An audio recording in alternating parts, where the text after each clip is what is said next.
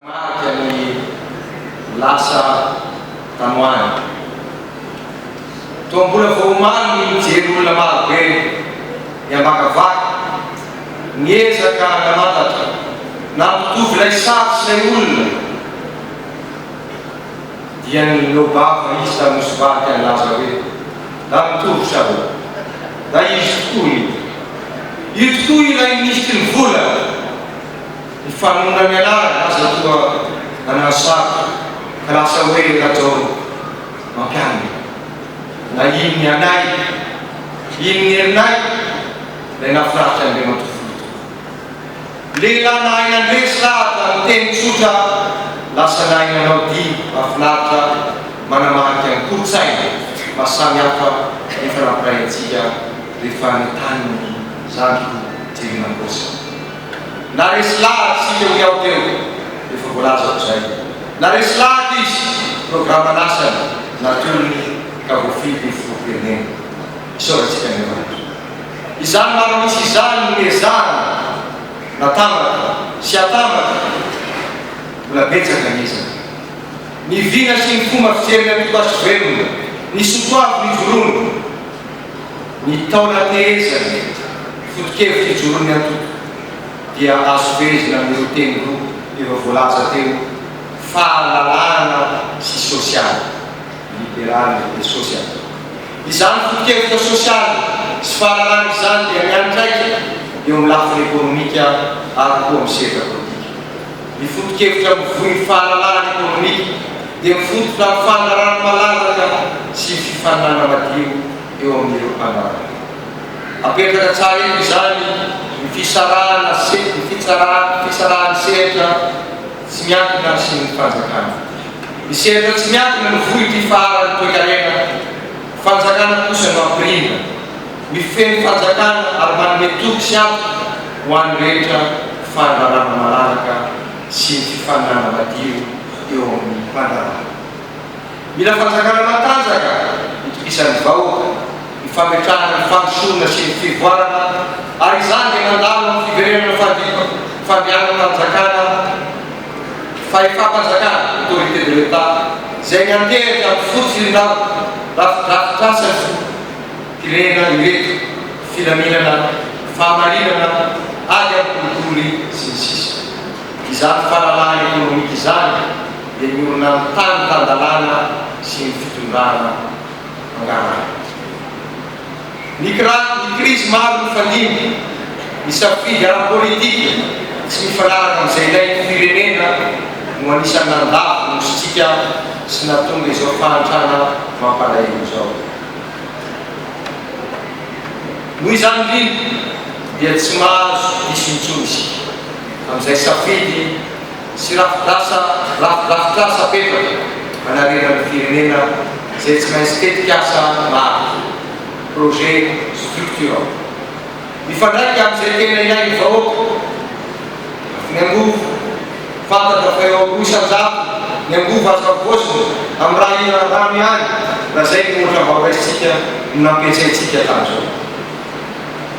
apetraka eo ampovoan'ny asa fanjakana sy izay rehetra mahakasika amin'ny raha politika ny tsirairay tsy misy atao raha zavatra eritreretina raha tsy misy tombony ho an'ny olona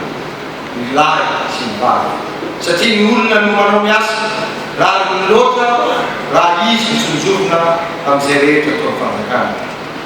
manana ny toerana manokana miasa fampandrosoana vehivavy sy ny tanora eny efatra amin'ny dimampolo taona izao Madagasikara naleo tena kanefa indrisy ny prétendant-janamiko sady mampalahelo mahamenaka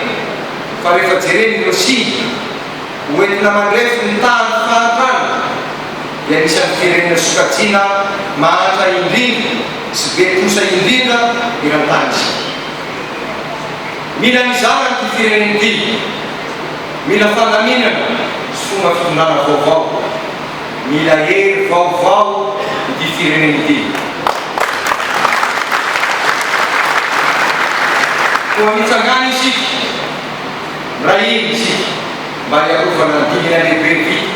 dia ny fifidianana zany lavinay ny fanamportanana maro samihafa mba entina afaty-monika ny safidy-bahoaka. Mitady velinany indray kanefa efa hita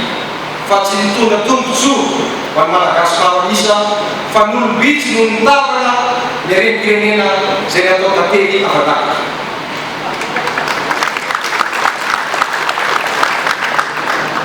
Nieritreritra fa amin'ny alàna ny fampiavana-pirenena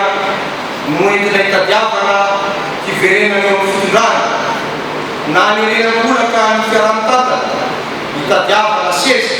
dia lafo ndray.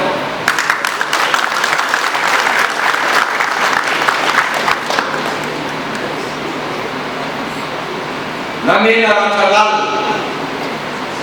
teto amin'ny firenena ny krizy maro zay nifanisy ary tsy maintsy savony izany. Ny atoko asoverina dia manana ny anjara ndraiky ny amin'izany mila mampafatatra ny rehetra mandray ny andraikitrisy manoa tanteraka ny politika ny filohan'ny repoblika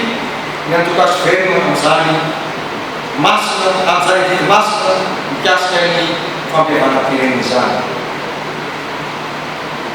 Iza no nampiseho fahendrena sy toetra feno fanetretena hiary-didy fampiavana-pirenena nametaka ny tombotsoa ambony ny firenena mitanjona dia ny filoha ery Jonald Mampianatra. Efa mampolo taona izay no nivoizany ny hevitra io. Ilaina tokoa io satria betsaka miao ny ratra fahafatesana loloboro eo amin'ny antokon'olona maro samihafa mila fifamelana izany kanefa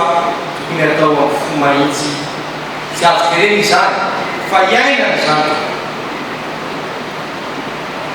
Masina safidy-bahoaka miaro miara-dalàna izy avelao amin'ny alàna fifidianana irery ihany no ifandimbiasa fahefana.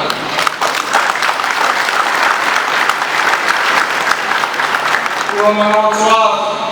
izahay zanakareo zanonareo mety hozotonareo ihany koa nefa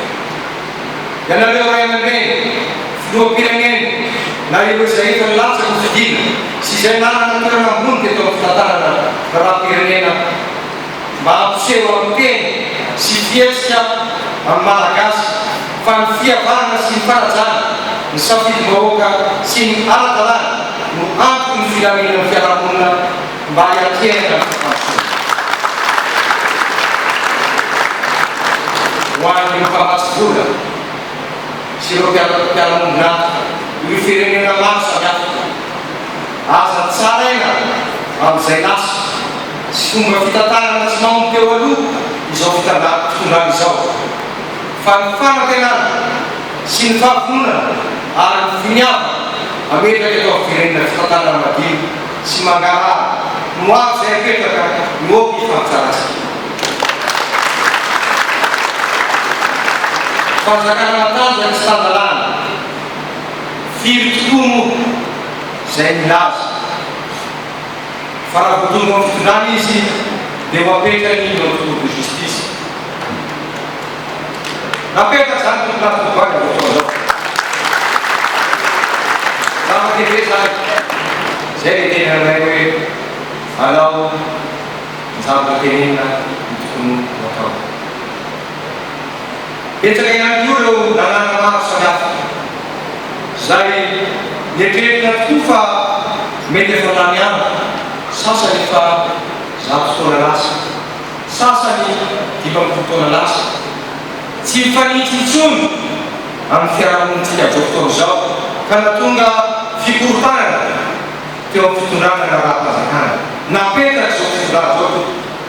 tsy mijery zay tombotsoa akaiky kely